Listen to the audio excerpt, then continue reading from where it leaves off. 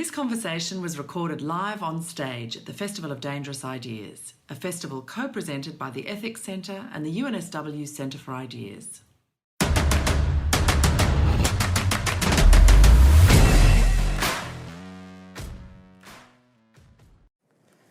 Hello, ladies and gentlemen. My name's Marc Fennell. How are you? A couple of minutes ago, I was talking to Chuck Klosterman, and he said that up until quite recently, his life revolved around watching TV, listening to music, and hanging around at bars. And as he said it, I realised that actually, if you look back over his career, the columns he's written, the books he's written, the starting of Grantland, so much of it really does revolve around those things. But he's taken the loves of those areas and elevated it to high art. His work is funny, it is profound, and he's a thoroughly nice guy. I'm going to get off the stage. He's going to come up here and talk. And then after that, we'll be taking some questions, and I'll be asking some questions myself. So ladies and gentlemen, you've practiced your cheer. Let's do a really big one for Chuck Klosterman at the Festival of Dangerous Ideas. Hello. Thanks for coming here. I have never been to Australia before. I've been here less than 24 hours, but I was immediately comfortable when I got here, and I'll explain why. In 2008, I taught at the University of Leipzig in Germany, East Germany, for like a semester, okay? I'm not sure why I was selected to do that. And when I say I don't know why, I'm not being self-deprecating. I literally don't know why. They contacted me, and they said, do you want to do this? And I said, sure. And I asked the guy who contacted me, how did I get picked for this? And he was like, well, you'll have to ask the person in the American Studies program. So I asked that person, and they said, well, you actually need to talk to sort of the head of this kind of branch of the university. So I asked that person, and they said, well, you'll have to actually meet the top of the university person to explain this about this program. And I did that, and they told me to talk to this other guy, and that guy told me to talk to the person who emailed me originally. So I have no idea how it happened, but regardless, it's really interesting teaching these kids in East Germany. You know, they're real smart, and but even though they were in the American Studies program and they were obsessed with American culture, they were constantly telling me how stupid Americans are. Constantly, okay? You know, there's this cliche that people in France hate America, but they're all self-aware of that, so when you go to France, they make a big deal of being the nice French person. In Germany, because they're sort of perceived as our allies, they will kind of insult you straight to your face. So I'm talking to these kids, and they're always criticizing America, so I'm like, okay, what countries do you respect? Okay, I'm talking to these kids in the class, like, what countries do you respect, you know? And they're like, well, France, the most intellectual country, you know, politically active and all these kind of, and I was like, okay, France is number one, okay, so what's two? And they're like, well, probably Russia, because of kind of their history of you know, Russian novels and sort of the long length of their kind of culture. And I'm like, well, okay, so what's three? And they say, well, let's see, that gets tough. Maybe the UK, I guess, you know. And then like after that, it's like, well, maybe Japan because of their work ethic. And I'm like, well, when does America come into play? And they said, oh, you're like Australia. And I was like, well, what do you mean? Well, you know, you're all drunks, you swear a lot, you know, it's like you love sports. And I was like, oh, well, glad you're taking this American Studies class so you can learn a better way to more effectively tell the teacher I'm a moron. They didn't call me fat, but I assume that's would have come later in the dialogue, okay? You know, I don't know if, I'm very flattered, like to say, to be asked to do this. I don't know if my ideas are necessarily dangerous. They just, you know, kind of seem weird, maybe banal. But I think I was asked to come here because of a book I wrote a couple years ago called But What If We're Wrong? And the subtitle was like thinking about the present as if it were the past.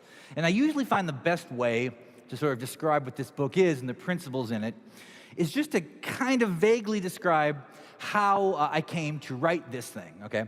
Because the idea, the inception of the idea all kind of happened in one night, okay?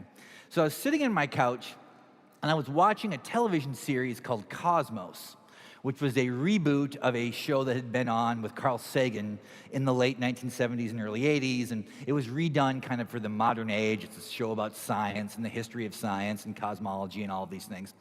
But to me, the most interesting part of this show is when they would talk about a given scientist or just explorer, usually somebody who has kind of been forgotten by history, and they would talk about how this individual introduced a given idea, and within one generation of that person's death, that idea was not only sort of accepted, but like here's the key part, it was almost as if that idea had been the only one that had ever existed. Like, for example, the idea of like germs spreading disease. You know, for a long time ago, it's like, oh, disease is spread by like trolls coming down from the hills and poisoning people with their mind or whatever. Then there started to be this emergent idea in the 1500s, like, oh, maybe it has to do with germs, these little unseen things. And that was a competing theory with this idea of, it's like a miasma, the idea of bad air, which like seems closer to germs, but not really. They were basically blaming the air for making people sick. The different kinds of air would like infiltrate our lives. But then like by the time we get to like Louis Pasteur or whatever, and there was real kind of evidence that germs were the answer to this kind of question that had always plagued humankind, that became this sort of entrenched understanding of illness. And to the point where every idea that had existed for the totality of time before that was seen not just as wrong, but like kind of laughably absurd, okay? And I thought to myself while I was watching that, like, well, you know, that must be happening constantly. But, you know, we're inside the system, so we can't see it. We can't see that a lot of these ideas that we're talking about in the future are going to be completely discarded, and only one existing idea will be sort of confirmed as accurate, and that's just how we will believe the world has always been, or that's at least how we'll live. Okay, so I'm watching this, but I also have my laptop on the couch with me, and I'm reading about Moby Dick, okay? And I always feel it's important to mention, I wasn't actually reading Moby Dick. I was reading about Moby Dick, like on Wikipedia. Like it's quite possible, in fact, I think it's probable, I was actually reading about the Led Zeppelin drum solo Moby Dick, and eventually got to this page. But, you know, the history of Moby Dick is like a real fascinating thing, you know? It's like a fascinating book, but the history is fascinating because, like, so we got, you know, Herman Melville, he writes this book in 1851. He is, at the time, kind of just like a working, relatively successful commercial novelist. Like, he's not seen as any genius, you know, he's not like, you know, a towering literary figure. He's seen as somebody who can make a living doing this. And he decides, though, he's going to write his masterwork, Moby Dick, about the whaling industry. And of course, it's a large book, very thick, and kind of delves into his own personal experience and basically his central ideas about what reality means. And he believes that this is going to change everything about his life. And it came out, and it got mixed reviews, and I think sold like 3,200 copies. Completely devastates him. He becomes an alcoholic. Worse than that, he becomes a poet. He's kind of sick all the time, and he ends up dying. And like I think it was, I got it read like in the late 1900s or whatever. And I'm sure, like on his deathbed, he's like, Moby Dick, why did I do it? Why have a whole chapter on making rope? You know, what was I thinking? You know. But then, you know, he's dead, and time passes, and World War I happens, and all these people come back from World War I, and they decide to read Moby Dick. And for a variety of reasons, none of which are really about the text, they decide that Moby Dick is great, and it's not just a great book, it's the great book. And the whole idea kind of the great American novel sort of begins with this concept of Moby Dick. Now, why did this happen? Well, no one knows for sure. There's all these different theories. Some people believe that these guys came back from World War I, and the experience in the book somehow mirrored the experience of being in a war. You're entrenched with other guys, and, you know, they're fighting this unknown whale in the way that Germany was sort of this unknown foe because people weren't kind of informed about the world the way we are now, you know. But nobody really knows for sure. Regardless, this book that at one point was seen as just sort of a mistake like a long book that wasn't that good, became sort of the center and the beginning of this new literary culture. Now, the first example I use is about like objective thinking, and the second one is subjective thinking, how art is viewed. And I realize those things are very different. But fundamentally, there is a real sort of connecting fluid, which is that the history of ideas seems to be the history of people being wrong. That does seem to be the nature of the understanding of the world. That as we move through time, there is just these continual shifts of periods where there is a sudden realization that what we thought before was just kind of idiotic and is really only used as a way to sort of prop up the brilliance of the new thinking. And I was just really sort of intrigued by this. Now, some of you might be going like, well, that's obvious. We used to think something and now we think something else. How is that a book, okay? And I understand that, but it's not that simple. Because though everyone does pretty readily accept or has no problem accepting that things we believe now will not be believed later, or things that we disagree with now we might accept later, everyone understands that and accepts that in the abstract. But as soon as you make it specific, people really freak out, okay? Like if I said to anybody, it's like, oh, do you think it's possible that, in 150 years, the most important person from Australia, or the way the world views the most important Australian in the 20th century, will be a very different answer than it is now? Most of you would be like, sure, that seems possible. And I'd be like, okay, it's going to be Colin Hay of Men at Work, okay? And it's going to have to do with the fact that he chose to use the word Vegemite in one song. Immediately, you'd be like, that's stupid. Like, why would you even say that? That's not going to happen. That's not going to work. Because you would think about this in a rational way. There's not really a rational explanation for why that would happen. But that overlooks something that everybody else accepts, that we live in an irrational world. And the way things are remembered, and the way things that are sort of the working anecdotal history of how we understand life, is often the ideas of people who don't really know what they're talking about. In other words, the specific sliver of people who really understand something, those tend to be fringe ideas for the average person. There's a collective way that we look at the world, and that sort of dictates our understanding of history, and in a weird way, our understanding of reality. Like, okay, so when I was doing this book, I would go and I would talk to, there's a chapter, this book's about a lot of different things. It's about art, and it's about sports, and it's about politics, and about literature, and it's about science. Okay, there's a section about science.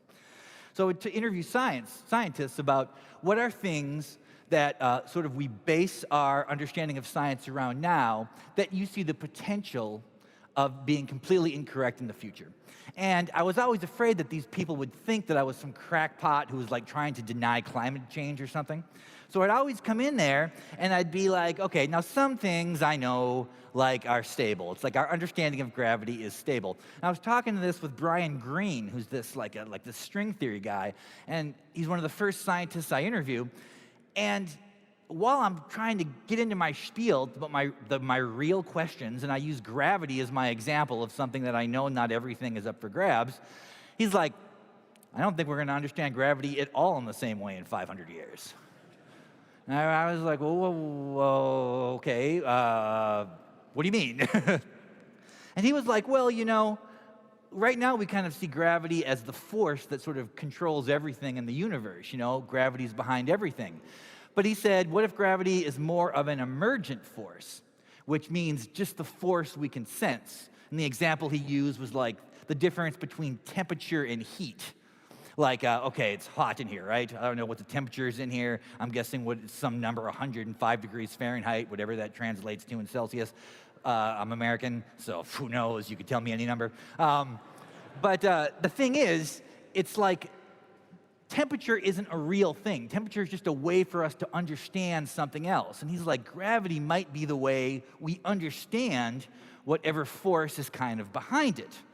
That gravity is just sort of a way to understand the real reason the universe works the way it does. And I remember thinking, it's like, well, if the example I'm using as the unchangeable thing is actually the changeable thing, this book will work. Yeah. So what's the, like, a lot of people, when you write a book like this, they'll be like, okay, well, it's vaguely interesting, or it's semi-interesting, or whatever, but they're like, what is the benefit of this? What is the benefit to sort of defining the world as unknowable, or that sort of living under the premise that whatever we believe now is just some kind of arbitrary thing? It kind of creates this kind of existential crisis that's sort of built in to the experience of being alive. You notice this most fundamentally in the science community. There's a very famous book from 1962 by Thomas Kuhn called The Science of Structural Revolutions, okay? This book sort of argues that the way our understanding of science works is actually through shifting of paradigms. So if you're somebody who reads a lot about pop culture and you get really sick of people using the word paradigm anecdotally, it's because of Thomas Kuhn. He brought this in, you know? This idea that people will just sort of believe something for a long stretch of time, and then within that stretch, they'll kind of work on it and refine it and kind of act as though this is how reality works. And then there'll be a paradigm shift and we'll just move on and all that will be forgotten. And during the period of that paradigm, all the scientists are doing what he called normal science, which is really insulting to scientists in the same way it is to, like, if you tell someone that their clothing is basic, okay? It's like on the surface, it doesn't seem that mean, but scientists hate this book. Like, if you talk to scientists, they will lose their mind about this book. In fact, Errol Morris, who's a filmmaker, not a scientist, he has just written an entire book about how much he hates Thomas Kuhn for his ideas, although it is also related to the fact that Thomas Kuhn once threw an ashtray at him. So maybe that plays a role, I don't know. But it's this idea, like, it's a troubling thing to think. Like, it's like to think that somehow the reality we're experiencing is just completely temporary, But in another sense, it's kind of humbling and it's interesting. It's interesting to me to think of, like, what if the world as we know it is partially an illusion, and we're part of that illusion, and that certain things about reality are unknowable, and no one will know them, no matter how smart they are or dumb they are. We're just all experiencing and are part of the same illusion. Now, that's not pessimistic to me. It's kind of, I guess, fascinating. Like, okay, how do we remember things over time? How does history work as opposed to our understanding of the present? Okay, we tend to use very different criteria for thinking about the world as it is, as opposed to thinking about the world in the past. There seems to be sort of a system that it's like, this is how it works as far as I can tell. Within any field, this is particularly true in, like, the arts, okay?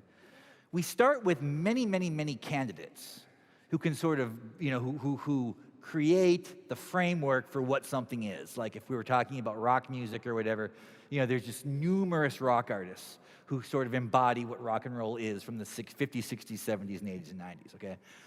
But then as time moves on, as we get further and further away from that period, the candidates start to disappear, and they start to kind of fall by the wayside. And the field gets smaller and smaller and smaller until there's only one candidate left. And then that candidate becomes completely amplified and represents the idiom in totality. The example that I use in this book, before I get in, like, I talk about popular music in this book, but one of the examples I use is, and I don't even know how famous this guy is here, but to me, the most successful American musician of all time is John Philip Sousa, okay?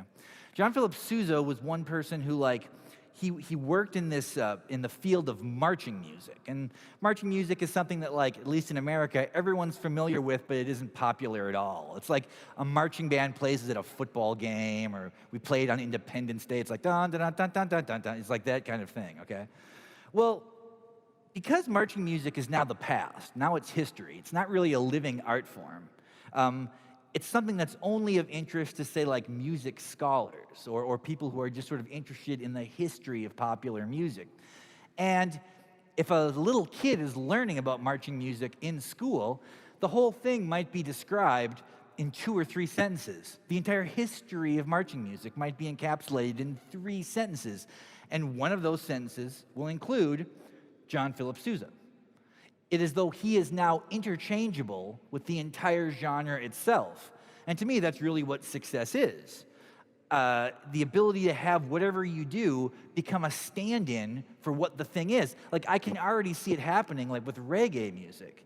It seems very clear to me that by the time I'm a very old man, Bob Marley will be as famous as reggae as a genre. They will have equal footing, in sort of the mind frame of the world. And another example I use, I talk about like architecture, and I kind of discuss Frank Lloyd Wright. Okay, Frank Lloyd Wright is the most famous American architect of the 20th century.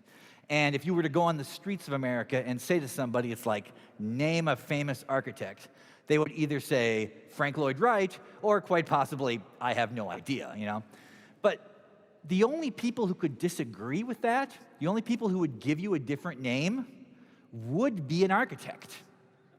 Any average person would only have this understanding that Frank Lloyd Wright is a famous architect. One of his big principles was the idea of organic architecture, which is that like a building should almost sort of blend into the surroundings, all the things around it, like that the building seems like it almost comes from the earth itself. I remember learning about Frank Lloyd Wright in school, but I learned about Frank Lloyd Wright as great before I knew anything else about him.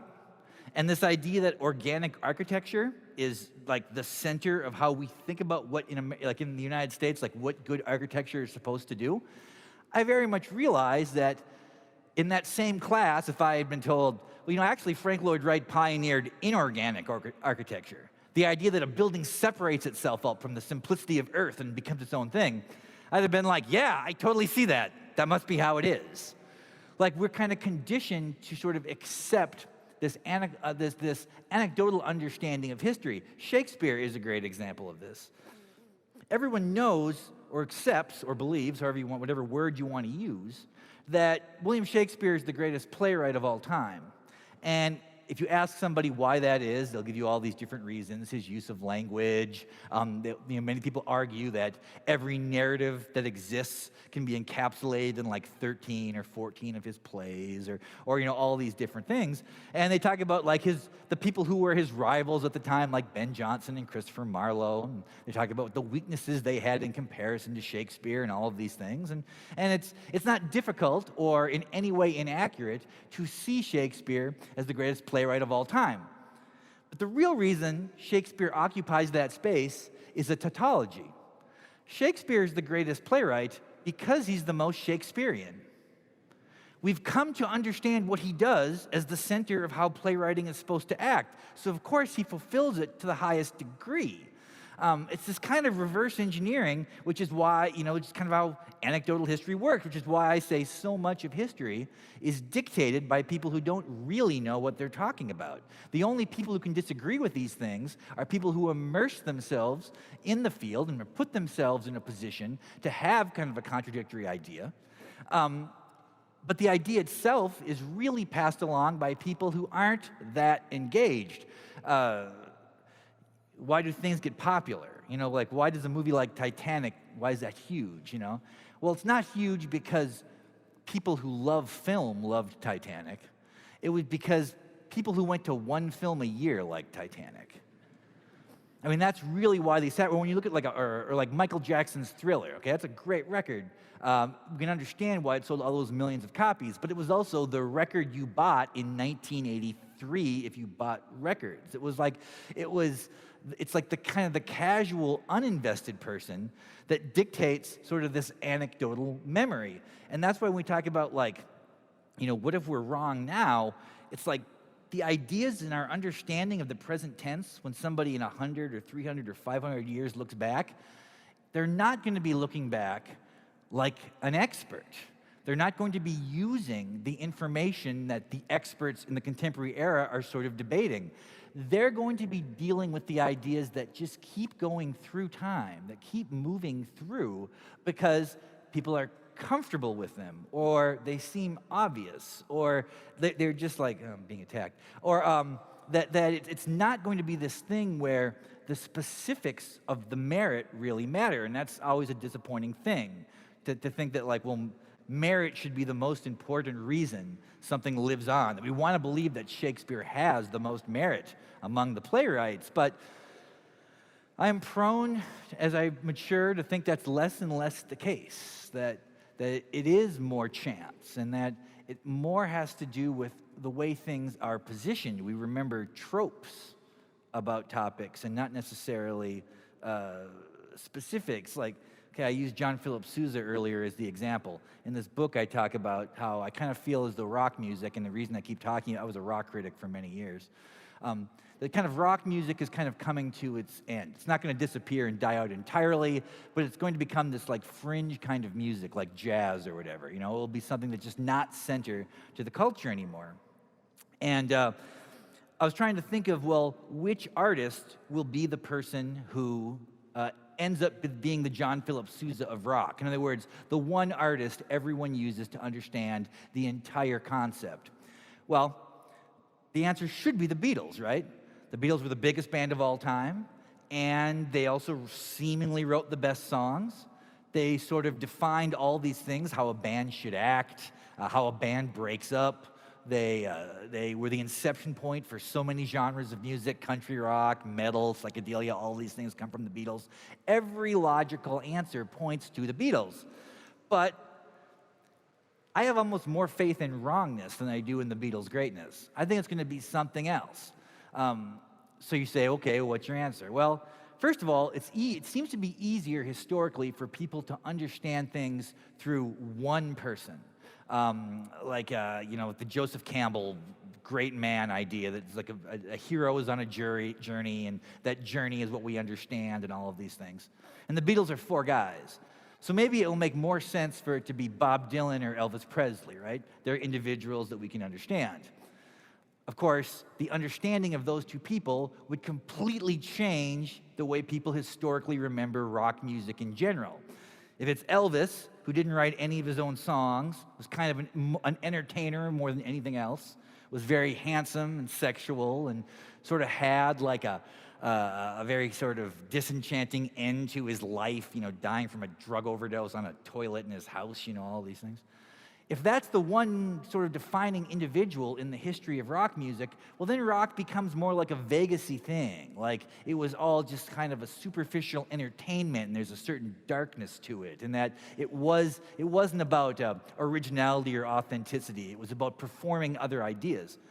However, if the person is Bob Dylan, then everything is different. Then it's like then rock is suddenly this incredibly political idea. It would probably be remembered much more politically than it actually is. And it would be closer to the way we think of like punk rock music, that it was sort of subversive, and that also Bob Dylan's life seems to reflect kind of the folk tradition of like the voyage across America. What America was what rock music is. So these two guys, who both seem like they're well positioned to be the sort of the individual that remains, would have completely different. The way we perceive them now has to do with their music. The way they'd be perceived historically would be through these components of their life, which made me think what is probably more likely to happen is that people won't remember a specific individual about rock music initially. They'll remember things about it. Like they'll be like, okay, this is a music that was invented by black people and sort of stolen by white people. And it comes from the South. And it was kind of a lawless thing. And it was really simple music, All of these things will be kind of knit together to almost make a suit. Like this is the suit of what rock music is. And that suit perfectly fits Chuck Berry. Like all the qualities that we associate with rock in the abstract can be boiled down to specifically be about this individual. So I kind of see Chuck Berry as like the possible character who ends up becoming the person we remember. But of course, the flaw here is that my whole premise is the fact that I can think of that means it's probably untrue. Like the fact that I can specifically give an explanation as to why that would happen, is almost proof of the flaw in my belief that sort of we live in this kind of random, chaotic world. So maybe it'll end up being air supply or whatever, and then because I don't have a reason for it, it will just kind of occur. Also, I'm trying real hard to throw Australian references out here. I know it seems kind of hacky, but I always thought, wherever you're at, you got to play to the crowd. Last thing I'm going to talk about is sort of the idea of the perpetual now and how this kind of plays into this same idea. It is very difficult for any person to sort of view the experience of living outside of the time they're in. And there is this sense kind of that like we've moved through the world and now we're sort of at the place where things just sort of work now. And this is the beginning of what the forever after will be. And I think that this has been specifically complicated by the internet. I was a journalist, okay? I started working in journalism in 1994. And I feel like I'm real fortunate that I had a very interesting time, and that I started in journalism when there really was no internet. I mean, there was on computers, but no one really used it. So there really was, like, at the first newspaper job I had, we didn't have the internet in the building, okay? And now when I retire, when I'm done, the internet will be the only thing. There'll probably be no physical medium whatsoever. It will just be the internet, okay? So it wasn't as though when the internet was a new thing in the 90s, it wasn't like we didn't realize this was going to be this major transformative thing. It seemed like for much of the 90s, it was all we talked about. But we always talked about it as it applied almost in a weird way to itself. What will the internet do on the internet? What will we be able to access on the internet? How will the internet change the way media operates? What we did not think about enough was how the internet was going to affect things that had no relationship to computers whatsoever. And I find that to be a fascinating thing. Now you might be like, well, what do you mean? Well, okay. On the early newspaper jobs I had, there was always one person who worked on staff who wasn't necessarily a prolific writer, maybe wasn't even a very meaningful editor, but their job was to remember things. That's kind of all they did, is that somebody would come up to them and they would have sort of vague memory of some event or some unspecific thing, and they would tell this person, they'd be like, hey, there was a movie from the 70s, it's like one of the Beach Boys are in it, it's like about cars, and then at the end the film kind of burns, and they'd be like, oh, that's Two-Lane Blacktop, and it's like, yes, that's the movie I'm trying to remember, and then they would go back. That was the person's sort of utility, this idea to kind of have a vague memory of every experience they had had. Well, there's really no need for that anymore, okay? I always thought maybe that's what I would become late in my life, but there's no job like that now. We don't need that because the internet allows everyone to have a limitless and perfect memory. Like, it's not the vague understanding of what happened in 1970 or whatever. Like, we know what date this had, like the Kent State shooting or whatever. We know what date it happened. We know all the involved parties. And that, I think, has radically changed the way we view memorization in general. Even in my life, and I'm sure in many of the lives, I think this is probably the case here, it's like, for people who were my parents or my grandparents, memorization was a big part of school, memorizing long poems. If you had any religious background, memorizing long prayers. I had mentioned Bob Dylan earlier. Like, Bob Dylan has talked about how he used to write songs that had 15 verses, because he's like, it's important to remember lots of stuff, okay? Well, that became less and less meaningful. The idea of rote memorization now is actually seen as something that is like a kind of a wasteful activity. Like, if your kid's going to school and they're making him memorize a bunch of stuff, a lot of people would be like, I don't know why they're doing that. He needs to think critically, or she needs to sort of, have sort of a more diverse way of looking at the world. The idea of memorizing things almost seems like a problem. And yet, for the longest time, this is how we understood what an intellectual was. An intellectual was the person who remembered things, and that if you were having a conversation randomly about, the state of the world in 1955 to 1965, they would be able to sort of pull that information out. Now we're kind of moving into this phase where it's almost the same way I'm sure people felt when calculators were new. And they're like, why are you making me remember long division? I'm never going to use long division in my current day-to-day life. And in fact, it would be risky if I did. This computer will do it exactly. Well, it's the same thing is happening now kind of with everything. And I'm not here saying that that's worse. It seems worse to me because it's different. But it is a pretty radical change. And the kind of comparison I use is, You know, sometimes you'll talk to somebody, like a philosopher, about the concept of time, okay? And there tends to be kind of two bifurcated ways to think about time. One is linear, and one is that all time is happening at once, okay? The linear version is like, time is a river, and it's moving along the path of the river, and time moves along, and we're like a twig on this path. And that's pretty easy to understand. The idea of all time happening at once is more like, okay, we're a rock in the river, and time is happening around us, and every moment is happening at the same time. This is almost impossible to understand.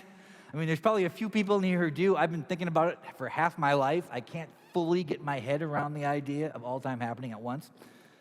But it is possible to sort of understand this if you replace the word time with the concept of history, okay? For most of humankind's history, we've sort of thought about history as this linear thing.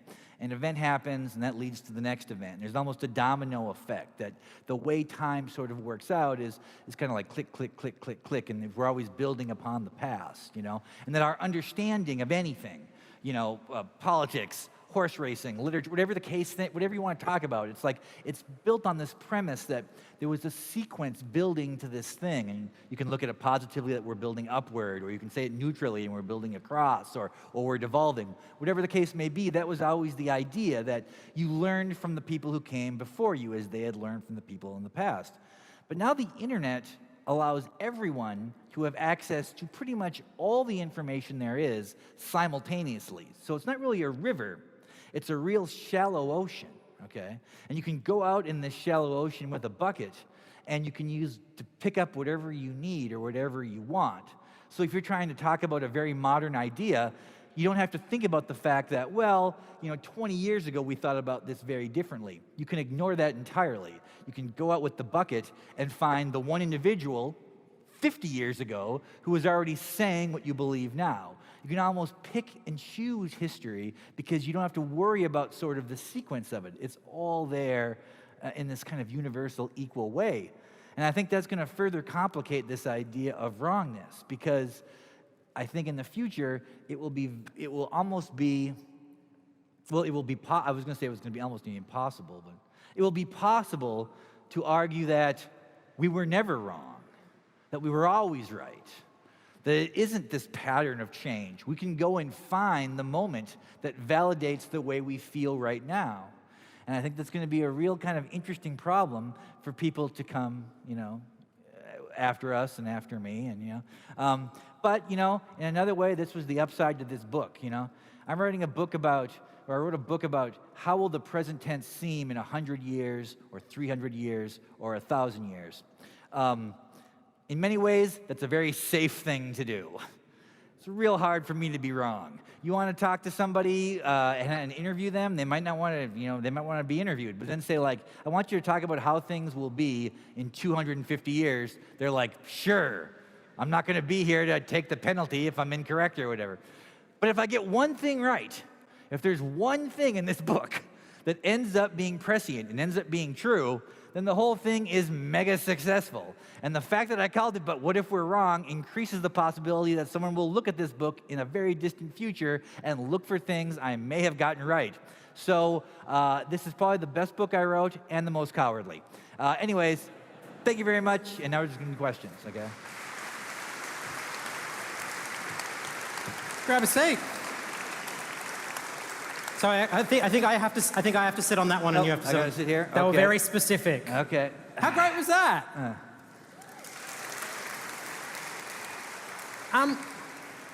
These are comfy. So let's just say, for argument's sake, that you are true. Your theory holds. Okay. As you look around the world right now, what is the thing that we are making a far too big a deal about? That like in 200 years. No one's going to remember that, but right now it's occupying way too much attention. Well, okay, the first thing I will say is that because I did this book, I am asked a lot to make predictions, right? That's a real popular thing. And this book really isn't about predictions in a sense, because one of my kind of premises is that the most important questions about this period are questions that seem so obvious, no one's really asking them. Okay, like they're just like these like we don't even see them as things that are up for debate. But of course, people always say like, give me an example, give me an example. Okay, now I'm going to give an example which I hate doing because I've used this example before, but and everyone said like they assume the book must be about this. This isn't even in the book. But one thing that I do suspect in a distant future could seem crazy to people and absurd is like the way we treat cancer, for example. There will be like, it seems as though you were trying to poison people to make them better. And even though that is the best solution we have now, that and like, radiation and stuff, once we overcome that, we find a new way, say through nanotechnology or some kind of genetic engineering, it's going to seem crazy barbaric. The other one, and this is always, a touchy thing, is it does seem very possible to me that, in the future, the idea of eating animals at all will be seen as the most brutal, heartless, it will be seen almost on par. Yeah, well, some people are clapping. Okay. You picked your audience well for that yes. one. Okay, I gotta admit, like, okay, I'm saying this, right? So you'd think, like, I must be on board, like, I'm gonna have a steak tonight, okay? Like, I already picked out the restaurant, right? Now, it's a crazy thing, because, okay, another thing, like, I'm in America, I love American football, right? And I once was at an event with a writer, I'm sure he's known here, Malcolm Gladwell, okay? And Malcolm Gladwell was like, in 25 years, no one will eat red meat and no one will play football. Those things will just be gone from our culture. And, this was a few years ago, and I have to say, as we've moved forward in time, his ideas seem more and more plausible. But like at the time, he spoke and I spoke after him, and I said, like, you know what? It's more likely that in the future we'll watch football, players will die on the field, and I'll eat them. What was his argument? Like, I understand the meat one, but what was his argument for why football would disappear? Well, the argument that football will disappear is because there's this growing understanding of this kind of CTE, the concussions that occur from American football is a collision-based sport where players are constantly hitting each other in the head, and they're getting bigger and faster. And what seems to happen is whenever a football player dies, if he gives his brain to science, it's like, this guy died at 54 from a suicide. Turns out he had the brain of a 99-year-old man with Alzheimer's. It's like, this is a real kind of problematic. There's also the possibility that there's this idea called microconcussions, which is that there's a tiny, tiny, tiny concussion happening every time two guys collide, which in football happens every single play. So he believes that what's going to happen, and you already see parts of this, that like in, say, the northeast of the United States, like New York and Boston, and people are just not going to let their kids play football. But what also could happen then is it will become this situation where, like in the American South and in parts of the Midwest, like football becomes almost this political idea where you need to play football to sort of continue the culture, the regional culture. And we'll have this weird world where it's like wealthy people in New York who would never let their kids play football will be the ones watching it constantly, which has kind of happened with boxing. Yeah. I'm curious about whether you think the internet changes the fundamental underlying theory, right? Because everything is recorded and accessible, and we assume that it will continue to be so, does it change the reductive effect of history? Because one of the things you're talking about is, with oral histories and with limited number of people that can read at various points in history, the ability to have to remember multiple players in an arena, be it rock music or whatever, shrinks because it has to. But if all knowledge is recorded, does that change the dynamic moving forward? That's a very good question, and it's a hard thing to answer. I mean, when we talk about things from the relatively distant past, when we talk about, say, writers from the 1700s, or like the very earliest period of filmmakers, very often we are literally talking about what has survived. And that, like, what physical, proof do we have of this? I mean, many people view, Beowulf as this incredibly meaningful artifact, and it is not, I'm not criticizing the story of Beowulf, but I'm just saying the main reason that's meaningful is because it's one of the oldest complete texts we have. That alone makes it great. If we had every text from that period, maybe things would be different. But there's also the strange kind of, I don't know, the paralysis of having a multitude of options. Like, we go from having very limited supply of what survives to everything. And You've just described the experience of using Netflix. Yes. It's like, I don't know what to watch. Yes, and you end up watching nothing. Your experience of Netflix is actually going to the screen and just flipping through all the possibilities, and then going having to bed. a coma. So because everything becomes available, well, what probably will happen is, in a weird way, the only thing we'll have to go by is human consensus. Like, we have everything available to us, so we're just going to have to go by which items in art seem to get the most support, So we're actually, in a way, in the past, when we were looking at just the surviving things, it was because people valued them so much they can go. Now we might be closer to the idea that it will just be public consensus, and it is possible that, I use the example of Moby Dick that, sold 3,200 copies during the period that Melville was alive or whatever. That might be less likely. Now what we may remember are just the things that are most commercially massive, because they'll have the largest footprint. In all of your research and time spent thinking about this, we talk about the idea of what if we're wrong. What is the most egregious mistake that history has made in your research? The thing that we now remember as being the epitome of a certain topic was just so unbelievably wrong that we should get a do-over. Well, it's one specific thing. I mean, the heliocentric universe, I guess. The idea that we're not the center of the universe might be the biggest thing. But can you blame people for that? Okay, Aristotle comes up a lot in this book because there was that period of time, using gravity as the example. Now science is tied in with math. Okay, when for the longest time science was tied in with philosophy. Okay, so you would have all these, and Aristotle was the most talented person seemingly ever at just sitting in a chair and thinking about why things might happen. For example, he's why is the sky blue? He'd be like, well, it's okay, maybe the air is just barely imperceptibly blue.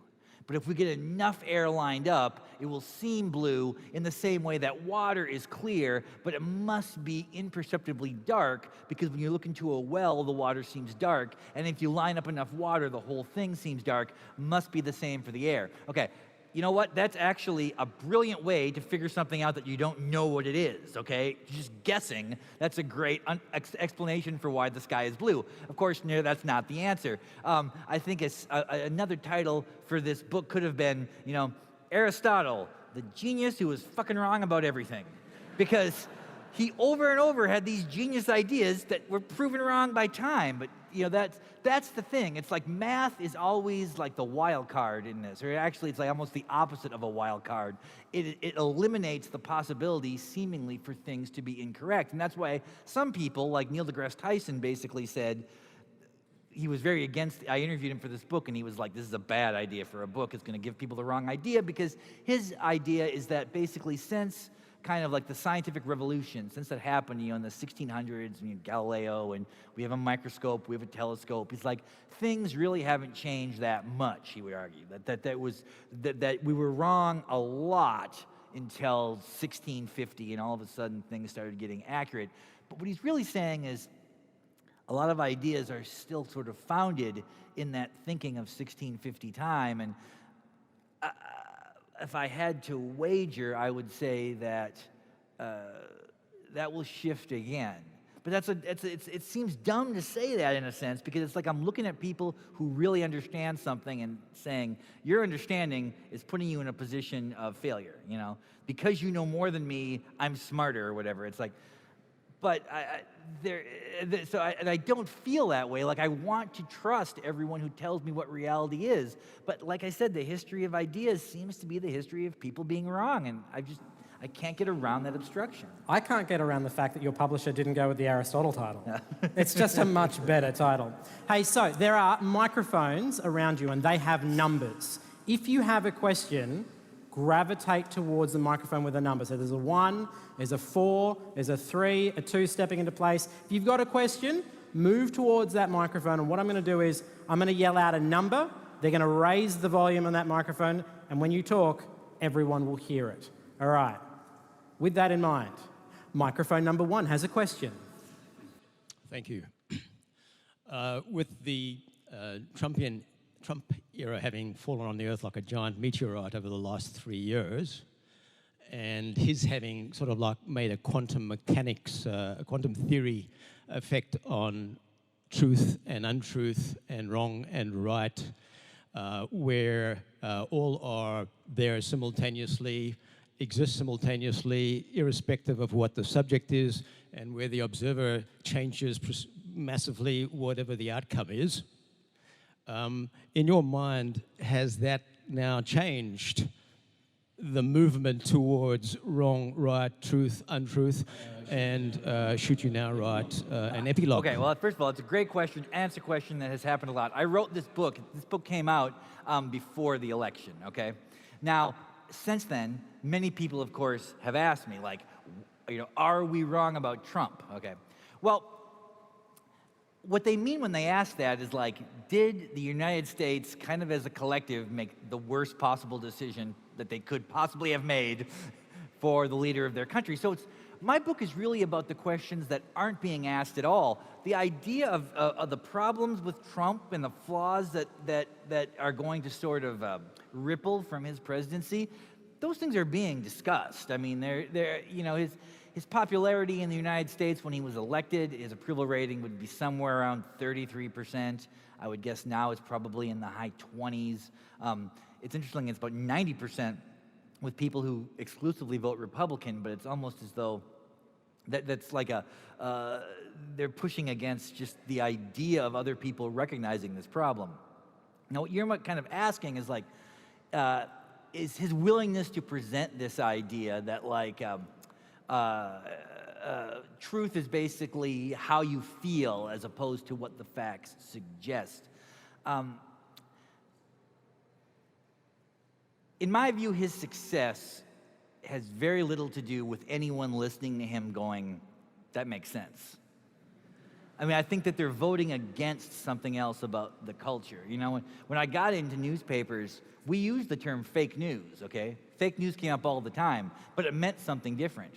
In the 90s, fake news meant like, oh, look, there's all these things happening on the world, and what do we have on the front page? Like a dog wearing a handkerchief that someone saw in the park and took a picture of it. Like, that's fake news. That's not news. That's like information, but it's like not news.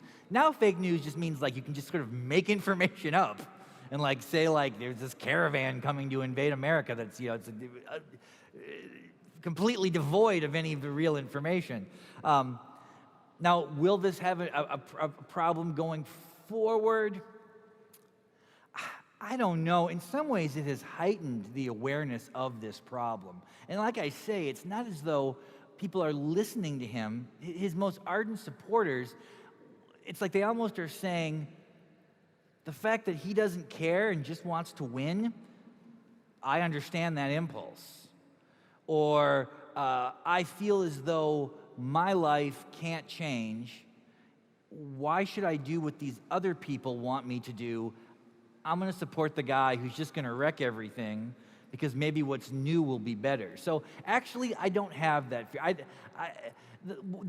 My biggest fear with what will be the ongoing, like the issue with Trump, like going forward beyond his presidency and beyond his life, is I do think it might radically change the kind of person who runs for president. Like I think that it may be is that Americans may take on the perception, particularly if he were to win again, or if in order to beat him, they would like run the rock or something and he would win, that there might be this idea that the president is just a figurehead and that the political parties dictate policy and you just push a person forward to sort of represent the executive branch and basically push through whatever they want. I think that is probably to me, the more fearful continuation of his administration. Yeah. Yeah, thanks for a really engaging talk. My name's Nick. I was just wondering with the awesome Aristotle title for your book. I mean, one could possibly say, what if you were wrong about Aristotle, right? So I suppose my question is around, there is a sort of danger with skepticism as well, right? And perhaps, I mean, I agree that we totally need to be asking questions. But I'm wondering if you think anything is permanent. So, for example, like that mothers and fathers and or guardians should take care of their kids or something like that, and that's going to be a permanent. So you've talked a lot about sort of scientific facts. So yeah, just wondering if you could comment on. There's many good questions there. I mean, like first of all, is there a danger in skepticism? Of course there is. There's a danger in too much of everything. That is something though that has radically amplified in a short period of time. I've been writing books. I guess I've written 10 books now.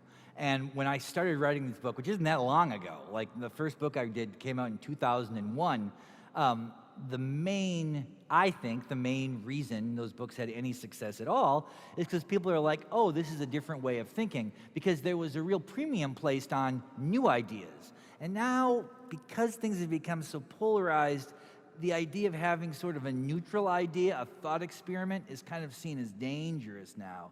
And it seems to be there's this fear that it's always an attempt to nullify rationality. And I hate the idea of someone seeing my book as that could happen. I mean, okay, are things constant? Well, now you're really talking about sort of ethics and morals in a way. Are there some things, really morals more than ethics, because ethics tend to be the framework we agree on. Morals are those things that are just kind of built into us. I was the ethicist for the New York Times for 4 years, and this would often happen to me where I'd be dealing with a problem. And somebody would write in, it was a strange column, basically. People would write letters into the New York Times with an ethical problem in their life, and I would try to tell them, like, what is the most ethical response to it. And the thing is, it's like, if you deal with these kind of absolute ideas, that this is like, stealing is inherently bad, okay? It's like, it's very hard for us to remove ourselves from the fact that, one, we've been socialized to believe that, and two, everyone else has too. So it's not like, it's not just your family told you that stealing is bad and the laws said stealing is bad. It's like everyone else is kind of sharing this experience to the point where having an idea outside of that seems really aberrant. And yet, is it a human construction? And that gets to be a deeper question about, well, do we exist because someone created this world? Or did this world just kind of happen and we have sort of made these ideas? Or is there some kind of socio-biological benefit to believing stealing is wrong and all of these things? I will admit that I am not able to distance myself from certain built-in ideas, okay? And I would like to think that it's because, I know they are right and I know they are wrong. But another part of me that kind of exists outside my own head says, well, of course you think that. Like, you have to think that. So I don't know, like, I don't want to say to your answer, like, nothing is absolutely true. Mothers caring for kids, bad idea, or whatever. It's like, it just seems so insane to me. It just kind of, every fabric of my being says it just has got to be the way it is, I have 2 kids, and one of the most profound things about having kids is the realization that all the cliches about kids are absolutely true. That for the longest time I thought people were just saying them because they had to, but now so that does seem deep and profound to me, and like outside of a construction are all these things. But I would be lying if I said that I had any certitude about it. All right, ladies and gentlemen, unfortunately, we are going to have to get off the stage, but Chuck is going to be in Turbine Room number 2. He will be signing books. You should buy the book. It's an incredible book. And I'll be back on stage here at 3 p.m. talking about privacy and how it's over and the internet is screwing everything. Give a round of applause to Chuck Klosterman.